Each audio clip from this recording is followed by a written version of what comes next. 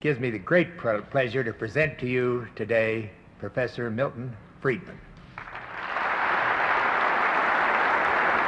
you very much, Bill.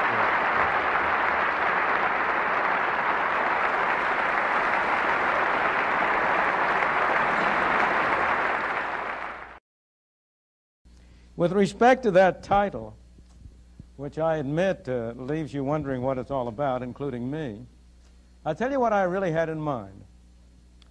The title had to do with the question of whether America, by which I mean the United States of America, I mean our society, whether America is what it was, whether America is the land of opportunity which produced over the past 200 years the greatest freedom and prosperity for the widest range of people that the world has ever seen. Whether it still is the land in which people of many races, many beliefs, many origins are free to cooperate together to achieve their separate objectives, while at the same time retaining a diversity of values and opinions. Is that still America? Or is America what it has seemed to be becoming these past few decades? Is America not what it has been, not the land of promise of the past 200 years, but is it instead a land of growing bureaucracy and diminishing freedom? Is it a land of squabbling groups seeking to control the political levers of power, of divisive tendencies that are producing not merely variety, not merely diversity, but open conflict? Is it becoming instead a land of ethnic separatism rather than the land of the melting pot? That's what I intended by this question, and that is the theme of the whole series. I believe the choice is still open to us, that we can still decide, you and I and our fellow citizens, which of these two directions we want to go in, whether we want to return to the path that made this the great land of opportunity for millions and millions and millions of people, or whether instead we want to continue down the road toward a destruction of both liberty and prosperity. I believe very deeply that we are nearing the point of no return, that we still have the choice, but that if we continue much longer along the road that we have been going, we no longer shall have the choice, that we shall degenerate into a society which will lose that spark of creativity, that spark of independence, of freedom that we have all loved in our country. In this lecture, I want to touch briefly on the achievements of the United States and the problems it faces, and then probe more deeply into the fundamental principles that, in my opinion, we must rely on to get back on the right track. In other lectures of this series, I shall consider other general topics, but also specific problem areas. I have, as I say, chronologically, this is not the first, but logically it is. If you look at the achievement of the United States, I think the most dramatic example of it is in the field of agriculture. If you go back to the founding of this country in 1776, something like 80 to 90% of the people were on farms. It took 8 to 9 people working full-time, 12, 16 hours a day to feed themselves and their families, and perhaps one other person.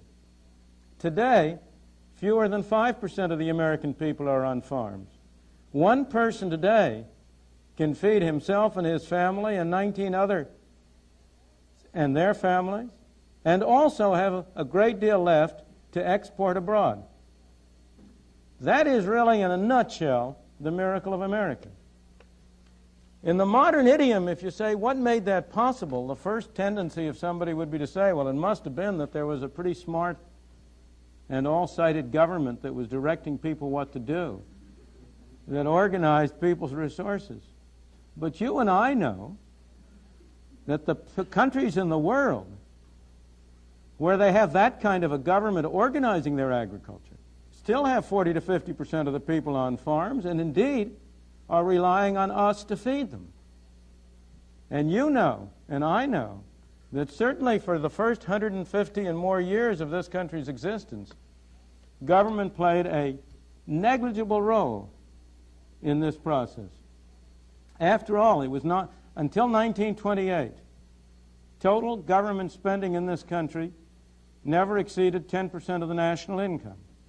Total federal government spending never exceeded 3% of the national income, and most of that, of course, was for the Army and Navy. Of course, government did play an important role in providing a framework within which individuals could pursue their own values and their own interests. It even contributed in some ways to agriculture in particular through things like extension service and the land-grant colleges. But surely the major source of that enormous achievement was simply the fact that people were free to pursue their own interests in their own ways without interference from government. That's the most dramatic and obvious exemplification of this miracle that was America. But you can look at it in a more general way. Here, over the 19th century into the 20th century, this country welcomed millions and millions of immigrants.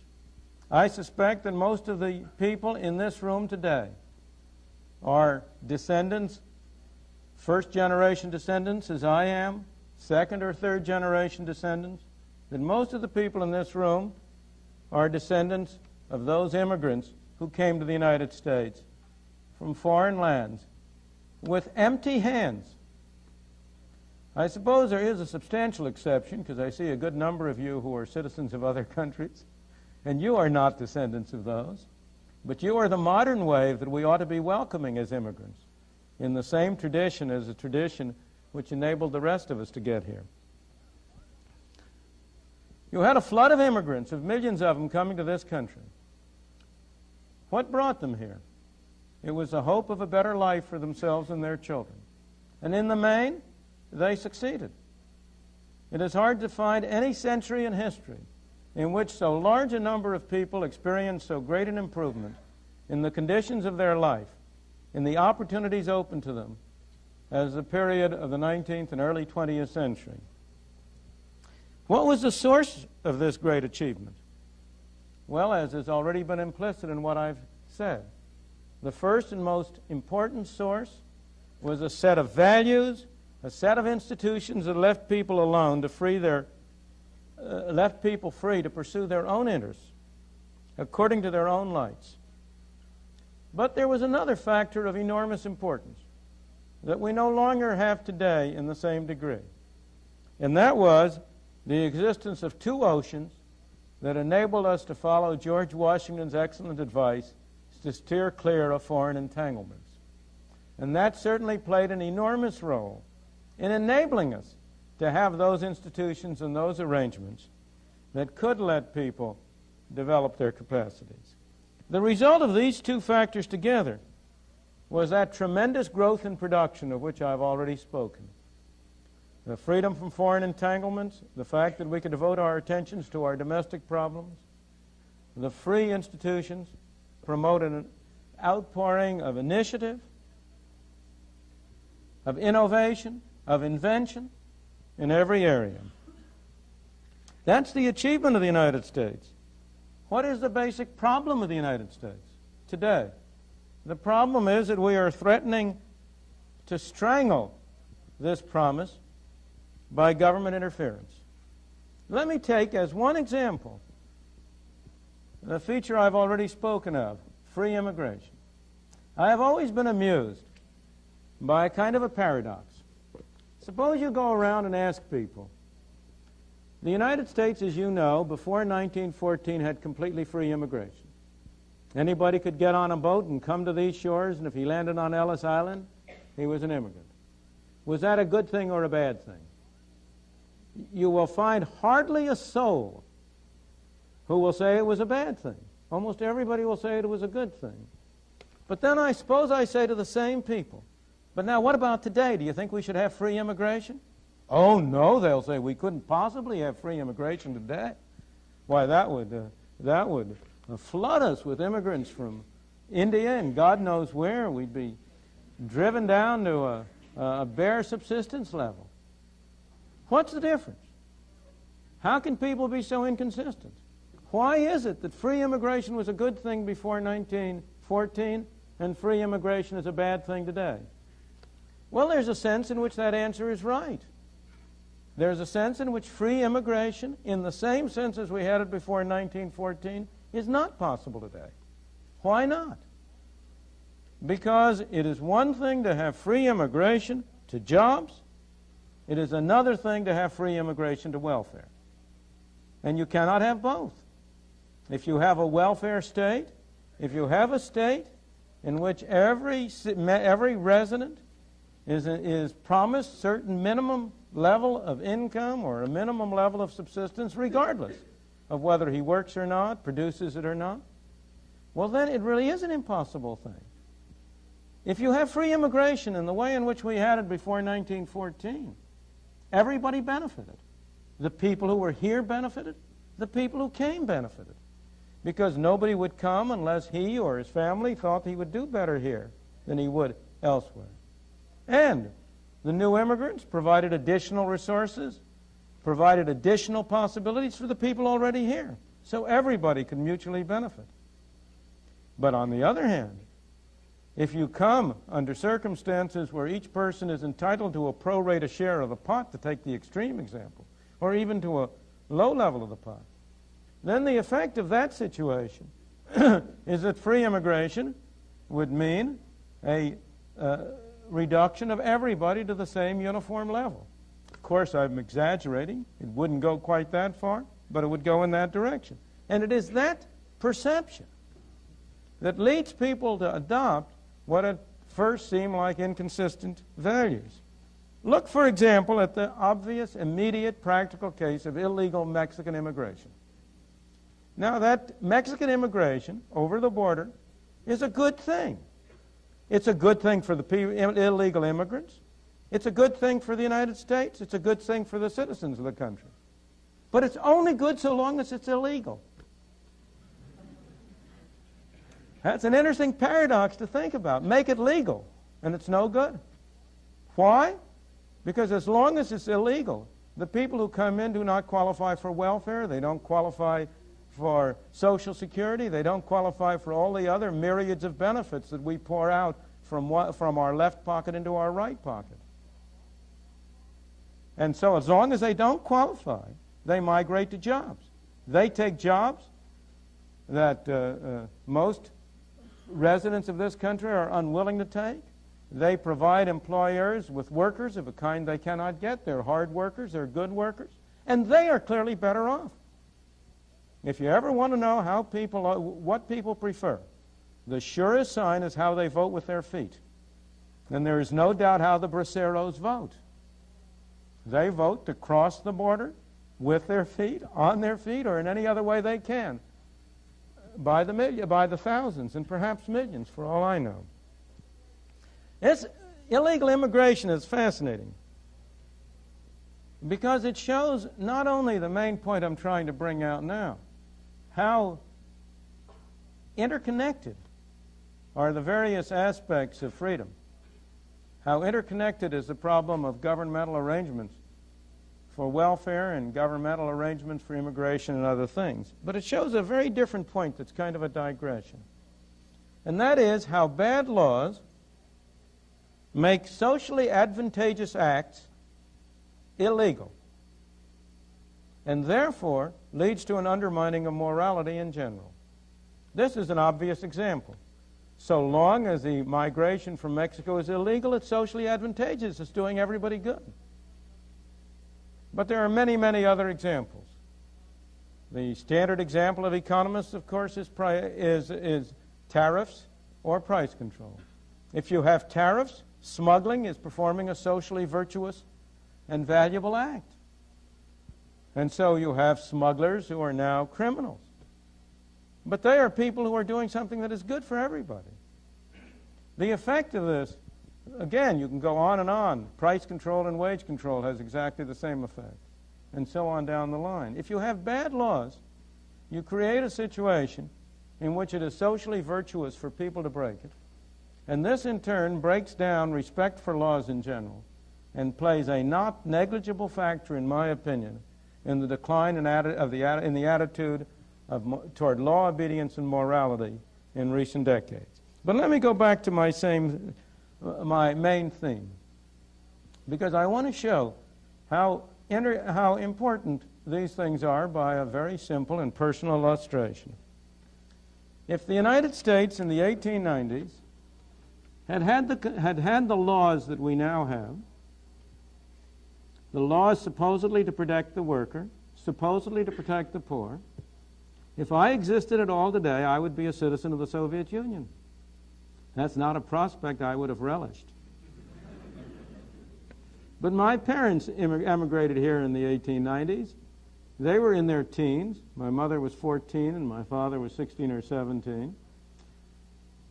They were able to emigrate here. Why? Not merely because we had free immigration, but also, for example, because we had no minimum wage laws. Had there been minimum wage laws, there would have been no jobs for them to take. Minimum wage laws, like so many of these other interferences, though enacted in the name of helping the poor, in fact deny the very poorest opportunity. And you can go down the line. There would have been no entrepreneurs willing to provide employment under the only kinds of conditions and with the only kind of jobs that they were qualified for. Now, of course, it's a very hypothetical thing, because if they couldn't have emigrated to the U.S., they might not have met over in Carpatho-Ruthenia, where they came from. And if they had met in Carpatho-Ruthenia, they might not have gotten married. And if they had gotten married, they might not have conceived me. And I had been conceived, and you can go on with all the rest of the ifs. But had I survived, that particular area, which was at that time part of Austro-Hungary, later of Czechoslovakia, is now part of the Soviet Union. Can we get back on what I regard as the right track? Or have we been through a golden age?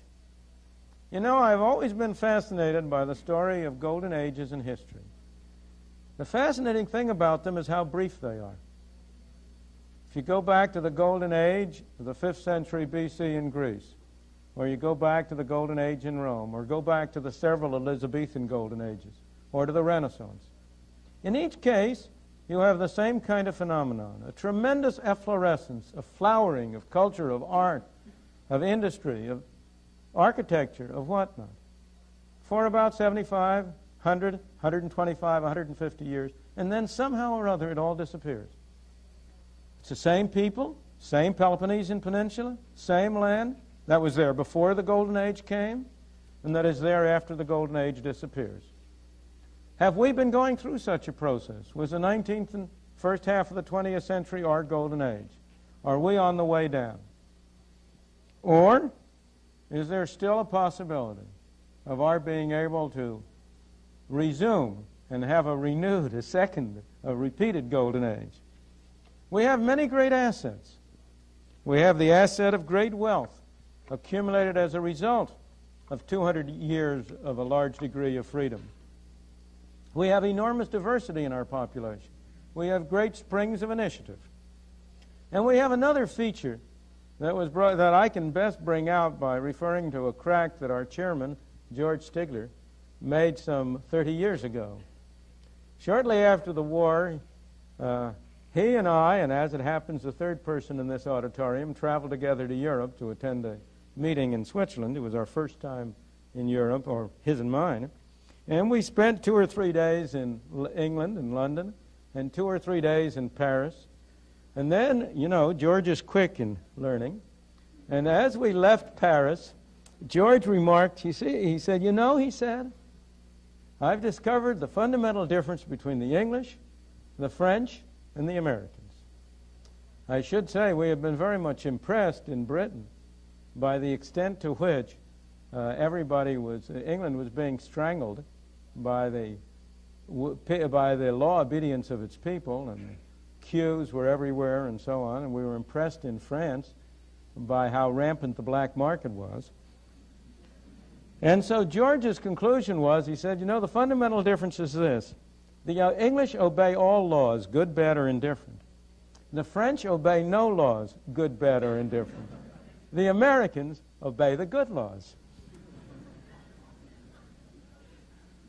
Well, there's a very important element of truth in that, because there probably is no more fundamental defense against tyranny than the ingenuity of the people in finding ways around laws that they don't agree with. Our masters found that out when they tried to prevent people from drinking hard liquor. And the American people demonstrated their capacity.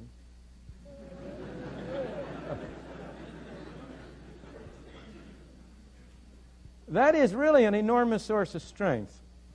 And it's, in fact, I must say, my own main source of optimism. But we also have great liabilities in trying to restore a new golden age. We already have gone very far in the direction of restricting our freedom. I need not go into all the details, but all of you are aware of the many ways in which you and I are not free to control our own lives in accordance with our own values. And there is a tremendous tyranny of the status quo.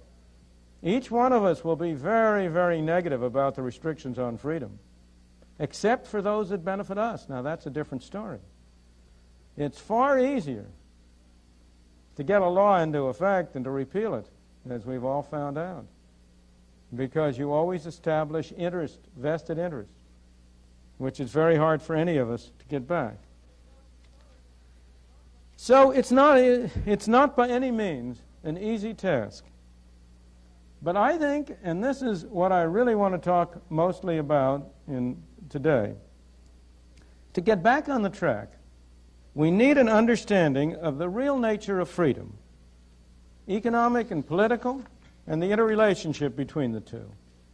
We need really to have a greater understanding than these general comments I have so far given of the kind of system, the kind of principles that have enabled us to get this great achievement of the past 200 years. We need to understand how it is that a free market works to enable millions of people to cooperate peacefully together. I know no better way to bring this out than by a very simple example that I owe to an old friend of mine, Leonard Reed, who once wrote a little article called I the Pencil. This is the only prop I have for this TV show.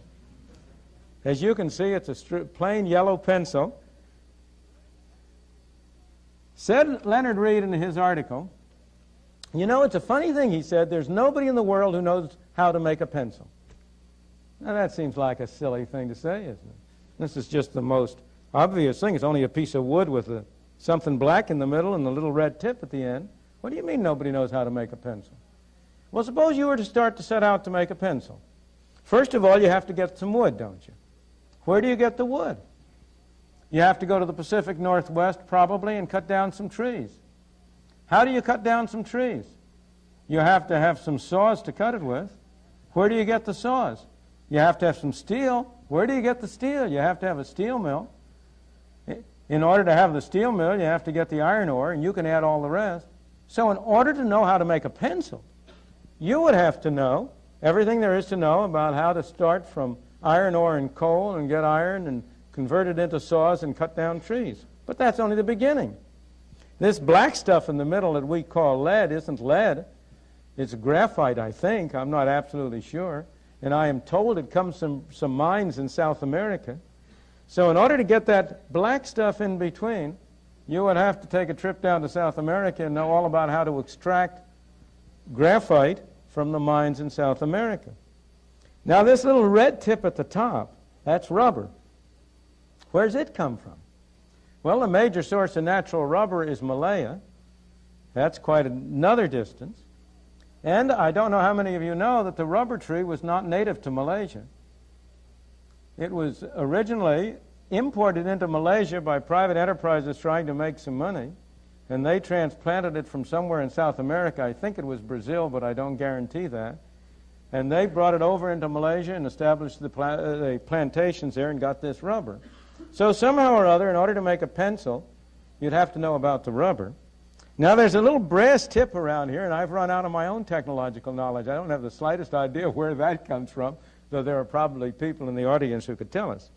Nobody knows how to make a pencil. But the miracle of this pencil isn't that nobody knows how to make it. The miracle of the pencil is, how did it get made? Who told that fellow over in Malaya to tap his tree and send a little bit of rubber over here to put at the end of this pencil so I could have a pencil in my hand? What's happened? What is it that has enabled this little elementary transaction to take place? I'm not sure what the price of this thing is nowadays. These things change so fast. When I first started hearing about this story, it was a nickel pencil, but that won't do anymore. It's probably 2 for a quarter or 15 cents apiece. But what happens when I go down the store and I put down a quarter and get 2 of these pencils? I am trading with thousands of people all over the world, people in Washington State who are cutting down trees, people in South America, people over in Malaya. I'm making a deal with them. I'm saying to them indirectly, I'll give you 2 minutes of talk for 2 of these pencils.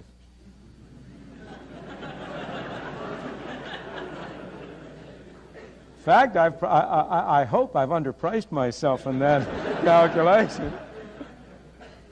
Now, how is that brought about?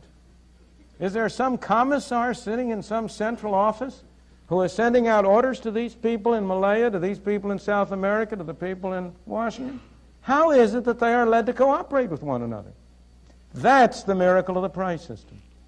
Because note, these thousands of people who have been led to engage in this simple transaction with me, not one of them has been forced to do it. Nobody has had a gun to his head. They've all done it. Why? Because each one of them thinks he's better off in this transaction. And somehow or other, I've done it because I think I'm better off. Everybody has benefited. There's been no central direction. These people who have cooperated with one another don't speak the same language. They're people of all different religions. They may hate one another in every respect. But this hasn't prevented them somehow or other from being led to cooperate together. It hasn't prevented some kind of a wonderful machinery from bringing together these various components all together into this little pencil. What is that machinery? What is it that has induced people to do this? How has it been brought about? That machinery is the price system. That machinery is what the story is all about. That machinery is what enabled the United States to develop as it did. Because it's this price system which has the great virtue that it doesn't require any central direction. It doesn't require any commissars. It doesn't require people to be able to talk the same language. It doesn't require people to be of the same religion. In fact, the beauty of the price system is that when you buy this pencil, you have no idea the religion of the people who went into it, whose work went into it. When you buy your daily bread, you don't know whether the wheat was grown by a black man or a white man, by a Chinaman or an Indian or anybody else. And as a result, the price system enables you to have cooperation among millions of people peacefully, cooperating on one little phase of their life, while each one goes about his own business in respect of everything else. It works so well, it works so efficiently, that ordinarily we're not aware of it. It's like your car. It never occurs to you what a complicated business it is until 3 o'clock in the morning on a dark road it stops functioning. And then you suddenly realize it's a complicated mechanism. And it's the same way with the price system. So long as it is working, so long as it's operating, so long as it's bringing people together, it doesn't even occur to you that it's this kind of a complicated mechanism. How is it that it achieves this bringing of people together?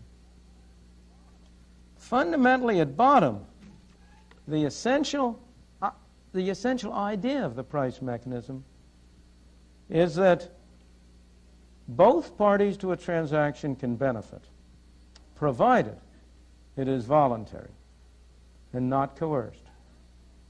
There's a terrible tendency, and most economic fallacies derive from that tendency, to think of everything as what the game theorists have come to call a zero-sum game, to think there's a fixed pie. And if I get more, you must get less. If somebody was able to make a fortune for himself he must have done it by grinding under his heel the poor people, because the pie is fixed and he takes a bigger part. The great insight behind the free market, the great insight of Adam Smith's great book, The Wealth of Nations, was that it is not a zero-sum game, that it is possible for both people to a transaction to benefit, and that this insight can be used to organize people's activities over a very wide area. It's very easy to see that principle operating if you think of two people under any circumstances making a voluntary deal. I'll trade my penknife for your roller skate. Clearly, that isn't a deal unless both people are better off. It's much harder to see how that same principle is involved in the far-flung transactions that went into making this pencil. And yet the same principles are there. The price system operates in this way because it doesn't require orders. It operates in this way because it can transmit information in a very efficient way without any person having to send an order. What happens if you or the rest of us want to get some more pencils? Well, the people who are manufacturing pencils suddenly discover that they're making some money, and they say, we better make some more pencils. Nobody has told them about that. They've just discovered it down at the corner drugstore. And they, in turn, send out some orders to people who are producing the wood, to the people who are producing the rubber. The effect of this is to raise the prices a little all the way down the line for the particular items in demand. And that higher price becomes a signal to people all over the world that there's a greater demand, a greater desire for this particular object. Now, the beautiful thing about that signal is that the information is transmitted to those in a very efficient way, because only the important item is transmitted. The people who are in the market for producing wood don't have to know why more wood is demanded. They don't have to know whether the demand for pencils has gone up because there have been 14,000 more government regulations that have to be filled out in pencil, or whether maybe the demand for pencils has gone up because the post offices have said, if you address your letters in pencil, we'll only charge you a 13-cent stamp. They don't have to know why there are more pencils, or whether it's because there's a baby boom and more children are going to school and writing. All they have to know is that somebody is willing to pay a little bit more money for some more wood and some more graphite and some more rubber. That information is spread. And the only people who have to know about it are the people who are in a position to provide the additional wood or the additional graphite or the additional rubber. So the information is transmitted economically and efficiently. And it's transmitted to those who need it from those who need it. In the second place, the information combines with it an incentive to act on the basis of that information. It's no good sending out a message to people, we need more wood, but we're only going to pay you the same amount we did before. You're not going to get anything out of it. Well, so you need more wood, fine. That's the end of it. The beauty of the price system is that along with this information, and this is the second stage, goes an incentive to act on the basis of it. Because the man who is selling wood, if the price has gone up a little, well, he figures he can make a little more money in that way. And so he has an incentive to act on it. And that incentive is there because his income is ultimately going to be determined by the prices of the things he sells. The price system can operate to coordinate the activities of millions of people around the world because it combines three functions. The function of transmitting information, of providing an incentive for people to act on the basis of that information, and last but not least, a mode for distributing the product of that activity. These three are enormously important, but it's very easy to try to separate them. Most great schemes for social reform come hoist on the attempt to separate them. I remember once being at a conference which brought together economists from the East and economists from the West, economists from behind the Iron Curtain and economists from the West. And there was a brilliant economist from behind the Iron Curtain. This fellow had all by himself rediscovered Adam Smith. Well, that was a pretty brilliant thing to do. Adam Smith was a pretty brilliant fellow.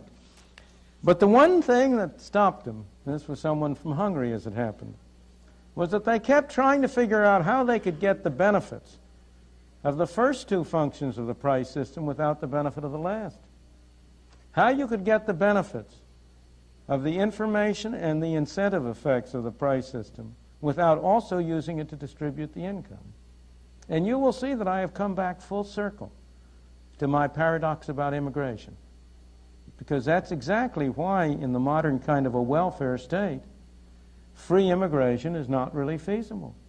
Because in that kind of a state, we have gone too far in eliminating the function of the price system for distributing the income as well as providing information and incentive. In any event, the main point I want to bring out is that this is the way in which the market system works. It's a system. People tend to think that you can only have a system if some human mind designs it, if some single person controls it, that it's otherwise disorganized, chaotic. That's the usual word, the chaos of the price system. But if you let your mind go over this simple example and see how you have organized these many people around the world, you will see that it is really a system, not simply chaos. And a system which has its laws of its own, dynamics of its own. The typical thing that we always say when we talk about organizing economic activity is to say that there are two ways of organizing economic activity. Command, the method of the army, or voluntary exchange, the method of the market. That's really false as a practical matter. In practice, with any complicated modern society, it is simply impossible to organize it by command. There is no cybernetic system, there is no computing system powerful enough to enable somebody at the center, or however you decentralize it through command, to control the last detailed activity of everybody along the line. You know that the standard way, one of the standard devices for labor disputes, is to throw the rule book at the employer, or, as they sometimes say, to work according to rule. You simply instruct the workers. You follow every single rule in the rule book precisely in detail. That'll bring any factory in the world to a halt. You cannot dispense with the separated knowledge and interest of the people at the bottom of the line. And that's why, except in the simplest cases, and even in the simplest cases, we're all members of families, and the standard example that is ordinarily given about the simple command economy is a family. It used to be the father, it's now the mother who's in control. But if all of us have been in families, and you know you really can't organize a family by command. You have to do it by voluntary agreement. I don't know how many of you have read Heydrich Smith's splendid book on the Russians. But he discusses the Russian economy. There's a case in which command has been carried perhaps to its highest extent in any country in the world, in any society in the world.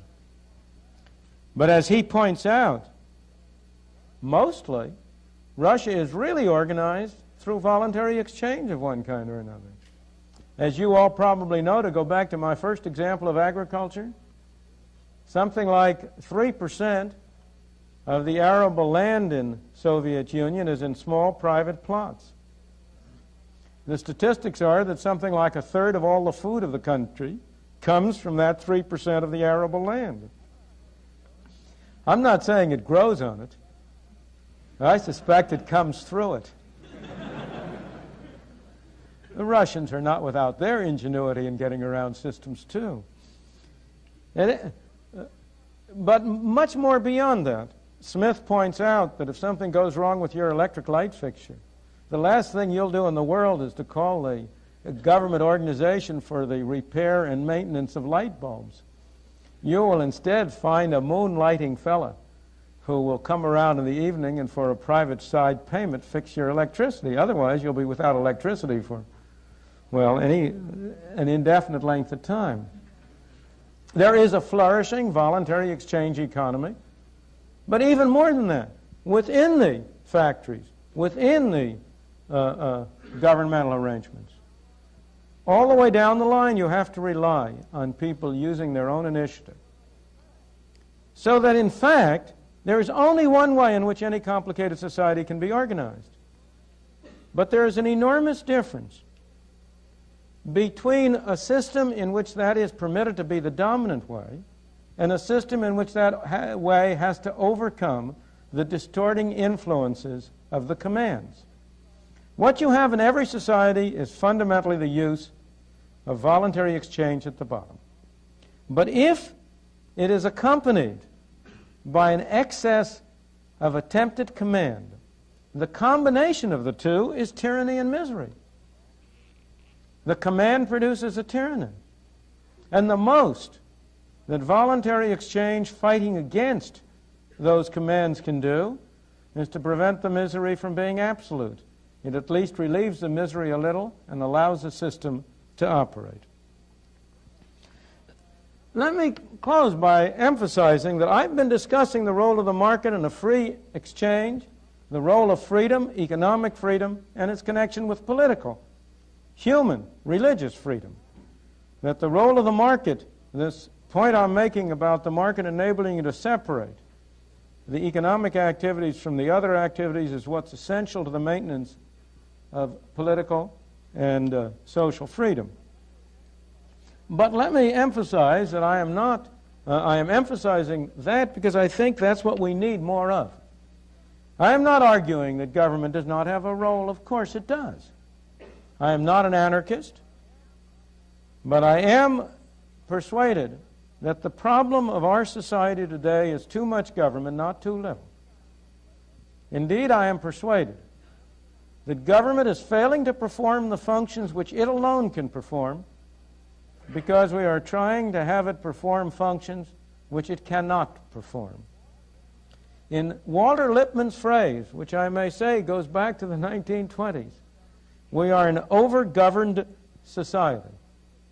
I believe we can get back on the right track only as the public at large comes to recognize that the direction we have been going is a false direction, a direction that will lead us not where we want to be, but where we do not want to be. And that we can get back only on the right track only by stopping and then reversing that trend. Thank you.